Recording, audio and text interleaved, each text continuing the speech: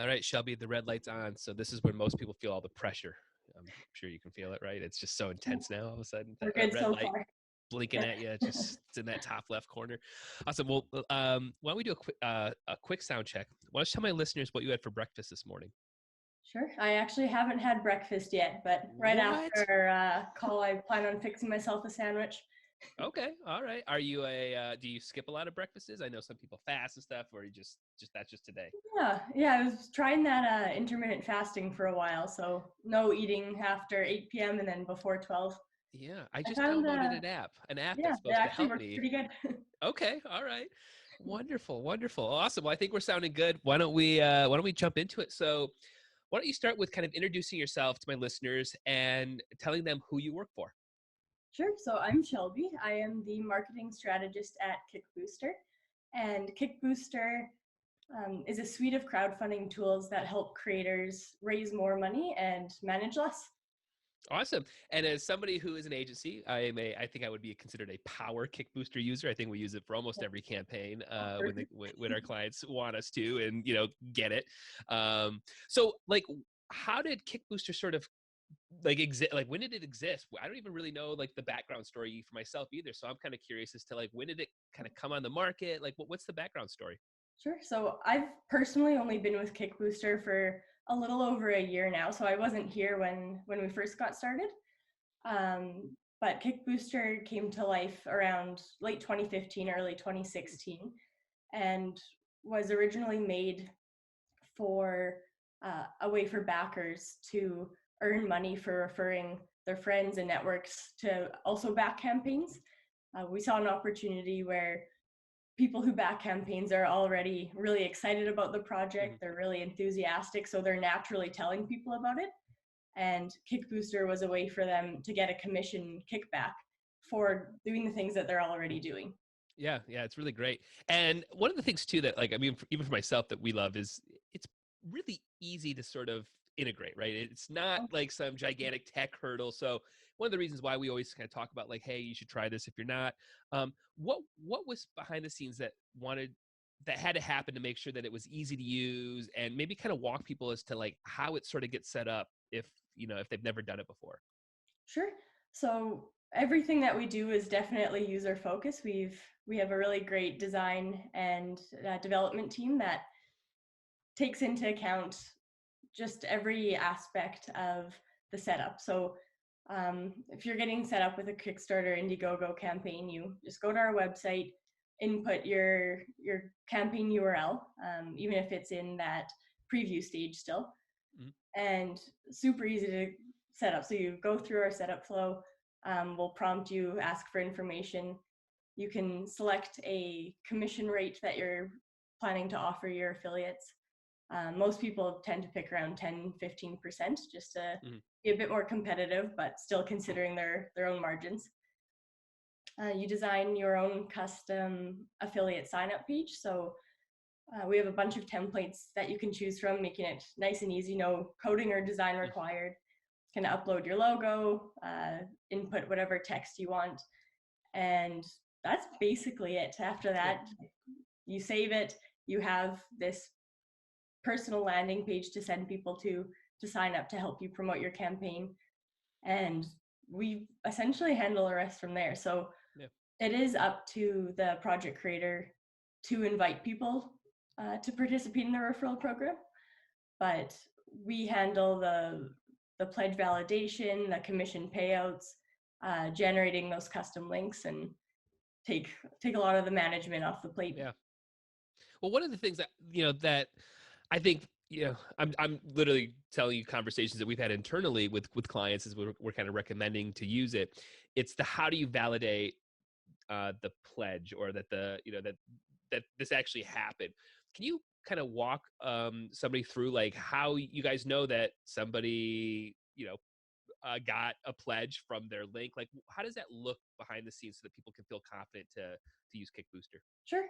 So I'm not the one that handles this, so I might butcher a bit of the technical side of it. Yeah. But we do use Google Analytics with the campaign, so we have the tracking enabled on either the Kickstarter Indiegogo page And Kickbooster needs permission as a collaborator to be able to see that information. So when someone clicks a track or one of the Kickbooster tracking links goes in pledges, we can actually check in the background that that person, in fact, came from that first link, made the pledge, and it went through successfully. And we also have a period where we wait for pledge validation, because sometimes like credit cards can fail, fraudulent payments can be made, you never know. And we want to make sure that project creators are only paying out their money on pledges that they actually successfully got. So we go through everything in the background, check all the boxes to make sure like you're not paying for pledges that you'll never see. Right. The old fake pledge, or the old the credit card that got declined, and you're like, wait a minute, this didn't work. It That's definitely awesome. happens. And Oh a yes. lot of campaigns, I know, when they end, especially, they only have so many days where they can try to recoup Yep. some of those pledges that didn't actually go through. Oh yeah, that is like the last stressful moment of when we're working with a client, where we're like, listen, we don't control everything, man. We got they clearly put a credit card in, but past that, Yeah. what can I do? That's great. So where is like Kickbooster? Like, where are you guys located? Are you guys a remote team? Like, how do you guys work? We are based in Winnipeg, which is Oh, dead center of the continent, so in yes. Canada. We typically are in the office, but with everything going on in the world right now, we have moved to remote work, which fortunately, being a tech company, we can do that. So that's Right. been helpful. Yeah. But yeah, typically we work all together in an office. In the old Winnipeg, I actually have I had a buddy who, there's a really popular recording studio up there, that up in the old Winnipeg area there. So Yeah. yeah, that's I thought about going up there. We were I used to own recording studios, and we were gonna potentially have a partnership with that studio up there. But I was like, I don't know what else. There's not much. I don't think there's a lot in Winnipeg. I mean, I haven't ever been there, but is there a lot of stuff going on there? Is it a big tech center? What's going on there in that land? We're up and coming for sure. Yeah. We're close to 1 million people now, so Okay. we're not that small of a city, but Yeah. I'm impressed that you actually have heard of us, because Yeah. often when I talk to people, especially from the United States, they're not too familiar with Winnipeg. They only really know like Toronto or Vancouver. Right. But yeah, we actually have a bustling entrepreneurship and tech scene coming out. A lot of big companies coming from Winnipeg. One that you might be familiar with is Skip the Dishes. I don't know if you Oh, have it. yeah. Where you're from. Mhm. That was actually founded Yeah. in Winnipeg, and Oh, now that's cool. Yeah, I've heard that. That's awesome. international. Mhm. What else? We also have the Winnipeg Jets. So if you're a hockey fan, Yes. you'll know about Yes. that. Yep. Yeah, we've got the And Detroit Red Wings. I'm in Detroit, so oh, yes. perfect. And yeah, so check out the Exchange District. That's the recording studio there. It's really Oh, well okay. known. It's cool. It's very Yeah, I cool. actually feel like I have Yeah, heard like, of it. yeah, it's very nice. Now, how did you like personally get into like crowdfunding and working at Kickbooster? It seems like, this is a niche world, so I'm always interested to hear people's stories as to how they wind up in it. Yeah. Well, I've always worked in marketing, so I've worked for a variety of marketing agencies in the city, and a manufacturing company also doing marketing. But I've always been very involved in the entrepreneurship and tech scene here. So I've worked with other small businesses that have either just launched a new company or have participated in like crowdfunding in some variety, not Mhm. necessarily Kickstarter, Indiegogo. Right. But coming to Kickbooster, it was just super interesting to me, and really cool, fast-paced, high-performing team.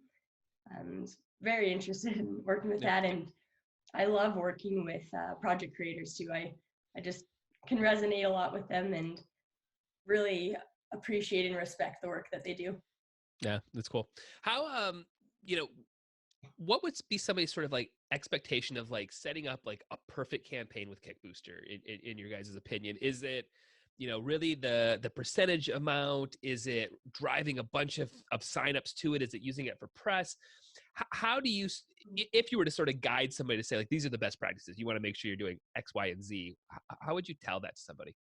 For sure. So there's definitely people who make the most out of Kickbooster and are very, very successful with it. And then there's others who assume that we're more of a marketing agency and we actually bring the affiliates to you.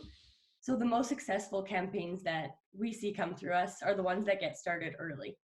They, months before their campaign even launched, they have the referral program, if not set up, at least they have a plan to. Right. And they're starting to reach out to influencers, uh, press, media partners, vloggers, bloggers, whoever has a bit of a network or a following that's related to their project, and getting them onboarded to let them know that when their project does go live, when their referral program goes live, they'll be able to earn money, because a lot of content creators are looking for ways to monetize their content. So being able to not just come to them saying, hey, I have this cool new project coming up, can you write about it? And actually being able to offer them some money for that, it's a Mm-hmm. lot more enticing and a good way to get your foot in the door with press. Yeah. Yeah. So, And I think one of the things too, and correct me if I'm wrong on this, but I believe like if you get people to sign up for the pre-launch, it automatically will flip over, correct? Isn't that, I'm pretty so sure. our pre-launch pages it's a separate tool, and Mhm. that's used for people to build their email list leading up. So it's definitely a great complement to the referral Mhm. program. But that it's separate from the referral program Okay. campaign. So if somebody sets up, let's just say I don't know, I get 100, let's use some loose numbers. I get 100 people on my pre-launch. I'll then be able to notify them of, hey, the referral thing has launched. You signed up to, be an insider or whatever it might be, Mhm. right? Yeah, Like, exactly. yeah, It's just a way to build your email list, so you can export all those contacts, and whether you use Mailchimp or whatever it is right. to send that out, you can notify them. That's cool. That's awesome. That's awesome. So what, and I also noticed too, and this has kind of been something for us that we actually as an agency haven't tried yet, but how did the Shopify integration start to happen? When did that come on the scene here? Because I feel like that's fairly recent. Yeah, And does it work very similar if I have a Shopify store? yeah, it's quite similar. So that we launched, I want to say just over a year ago, Okay. and the reason behind that was that we were having our creators tell us like they loved using the tool on Kickstarter and Indiegogo, and they wanted a way to keep the momentum going once their campaign actually ended. So we reworked the tool a bit and offer it as a Shopify app now, and it works essentially the same. You actually have a few more features with the Shopify app. So on Kickstarter and Indiegogo, you can only offer cash commissions, so a Right. percentage of the pledge. But on Shopify, you can also offer store credit instead of Hmm. doing the cash commission. So a company might not want to just pay straight cash to someone who's helping Right. them promote it. This way, they can actually get people to continue spending money on the store and reward them that way. So it keeps them kind of within their own ecosystem. Sure. We also have different ways that you can get the affiliates to join your referral program through Shopify. So inviting customers to join after they've checked out. You can enable a post-purchase pop-up that Hmm. right away gets them to join it. You can offer coupon codes so that it's like give $10 to a friend, get $10 if they actually make the purchase. I think that's about it, but that's No, that's something cool. that we're working on ramping or ramping up a little bit more and adding to it. That's cool. And does that integrate? Is that something that like there's like an app or something in Shopify that you just turn it on and then it Yeah, integrates? exactly. Yeah, you just go to the Shopify app marketplace, search Mhm. Kickbooster, and it's just quick, easy install. Oh, very very cool. Well, I may have to try that for a couple of clients here. I got I gotta You be would love. honest here. I'm thinking that might be something to try out. So what kind of is the is Kick Booster's ultimate goals? Like where do you guys see maybe the tool or in the next year, maybe even 5 years? Like what's kind of behind the scenes as to how you guys feel like this tool will continue to be a solid third party platform for entrepreneurs? Mhm. Sure. So our referral tool, while it seems like Kickbooster like is just a referral marketing app, Hmm. that's just one part of our offering. So in the next few years, what we're really looking to do is expand out from that and start building things that help creators along their entire campaign journey. So anything really related to helping them raise more money, communicate with their backers.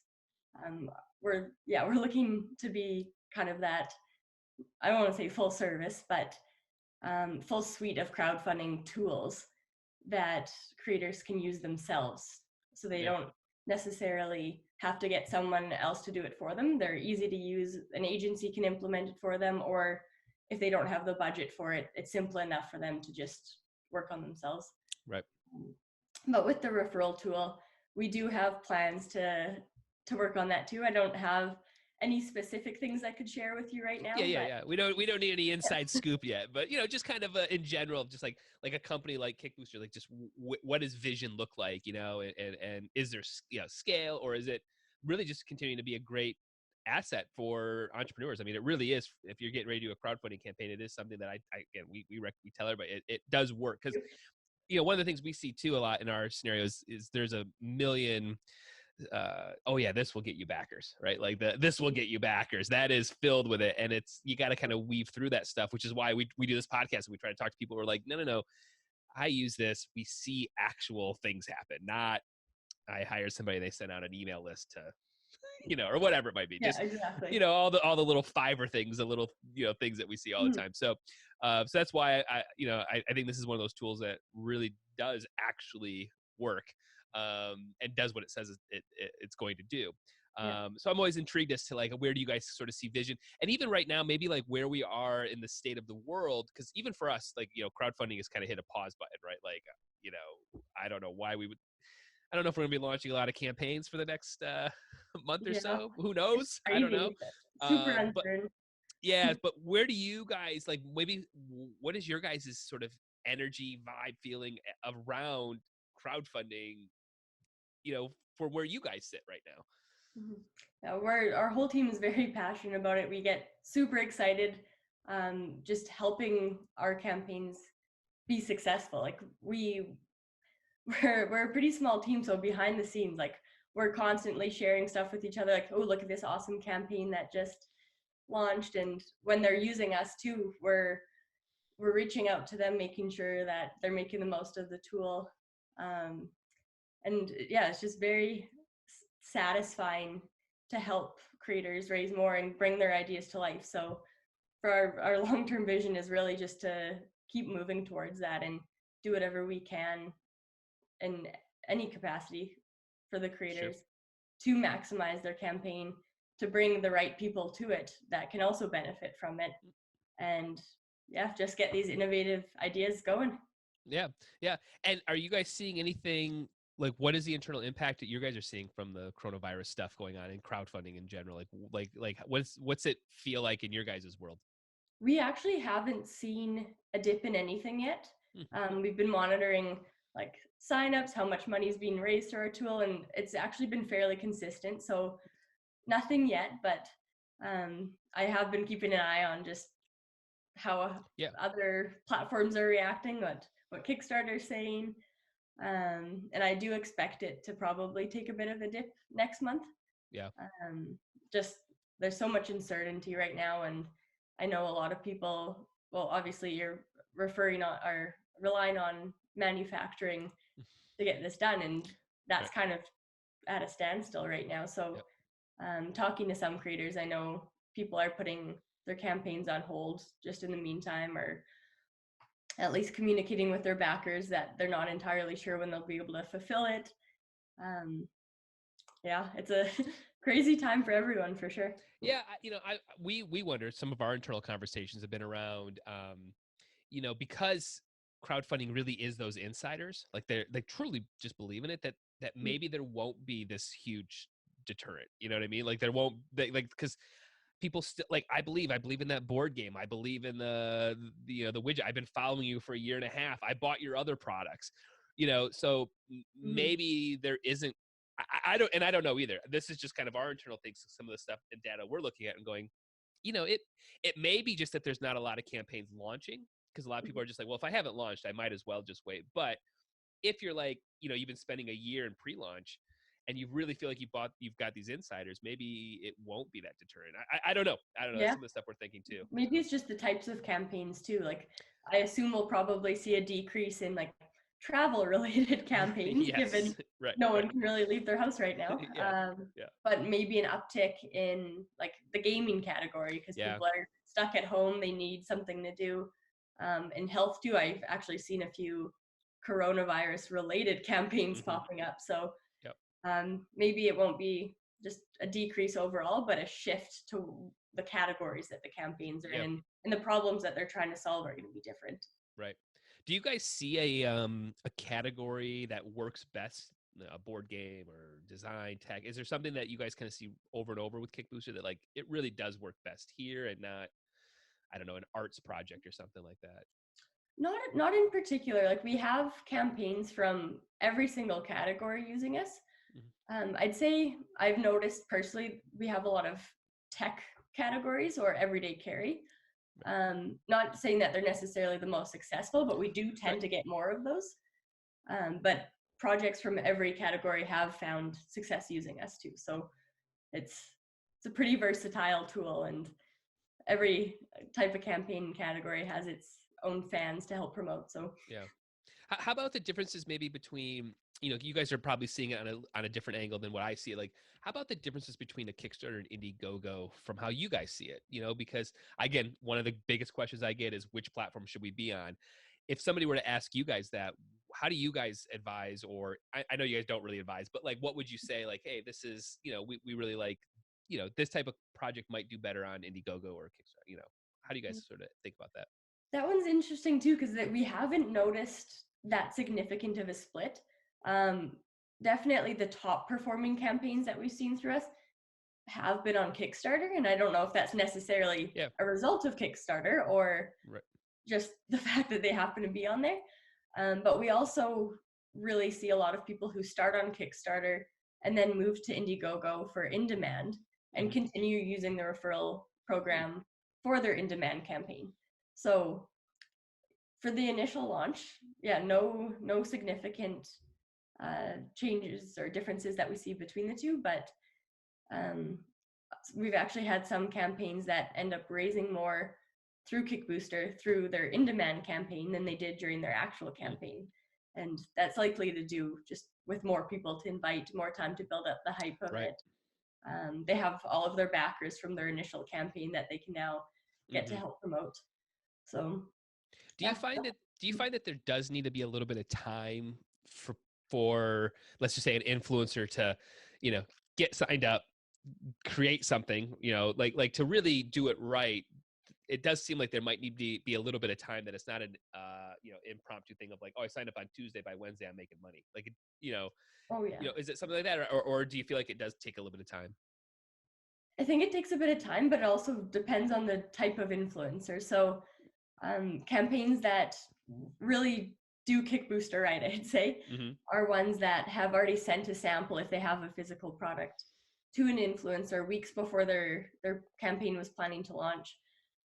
They've had the most successful ones we actually see are like YouTube vloggers. Mm, They've had a chance to make their own kind of like product review of the video, right. and they time it with the campaign launch to release it. And in that case, we do see people starting to generate commissions basically instantly. Right. It really depends on the planning and execution that goes into right leading up to it. That's cool. So a couple more questions here, but when, if somebody is thinking about, I'm going to do a crowdfunding campaign in 2020, Mhm. when is the best time for them to at least start, like, get the Kickbooster account and start getting stuff set up? Like, when should they be thinking about, using your tool at this point? So yeah, at least a few weeks to months before it. Whenever you would start normally writing like your press releases or building your email list, that's when you should be considering how you're going to roll out your referral tool. We have campaigns that offer different commission rates to different types of their affiliates. So to news outlets or the press, they might choose to offer 20% commission, let's Hmm. say, just to give that extra incentive to get it going. And those kind of communications and relationships should start being built like at least 4 weeks ahead of the Yeah. campaign, I'd say, just to give everyone enough time to produce the content that they're going to use to help promote the campaign. Hmm. Um, Whereas your more general referral program that maybe you're inviting your backers to, that's something that could probably wait until a bit closer. You might want to start advertising it, like having a link right on your campaign page saying like, hey, we're working with Kickbooster to offer you a commission. So here's where you So, can sign up right. and get going. Um, so yeah, it depends on the type of affiliate that you're looking to onboard. The Awesome. the ones that are going to make you the most money, you should start talking to weeks or months before. Yes, definitely, definitely, definitely. Well, where can people learn more information, find out? Obviously, I'll put the Kick Booster link up, but what should they be doing if they're just kind of investigating? Kind of how's the best way to sort of start learning about what your what Kick Booster is? Sure, yeah, just the Kickbooster website's a good place to start. We're actually currently working on reworking that. So in the next couple months, probably about summertime, actually, you'll see a new website go up and a bunch of great resources on there. Our blog is also a good spot to look. We try to produce content fairly regularly Yeah. to give some pointers, and anyone can always reach out to us too. We have live chat support available through the website that you can jump on and chat with us at any time, or request to have a call with us too.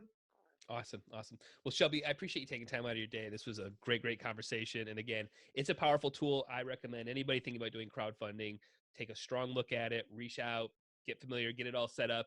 It does take a little, it does take a little bit, you got to get the Google Analytics all set up correctly. But once that's done, it really does work really well. And we've had great success with it over here. So I encourage everybody, but Shelby, thank you so much again for taking time out of your day. Oh, thank you. It was so great to chat with you and see you face to face. Yes, yes, it is nice. Yes, awesome. Well, I appreciate it. Thanks so much for your time. Thank you. Talk to you later.